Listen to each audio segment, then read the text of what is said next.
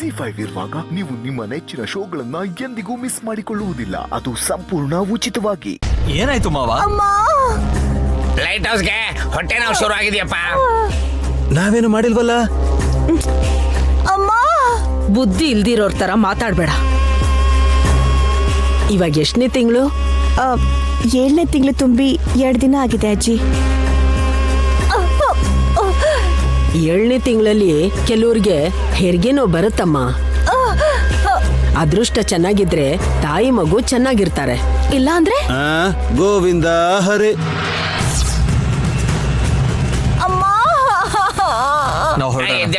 ನಾವೀಗ ಗುಡಿಗೆ ಹೋಗ್ಬೇಕು.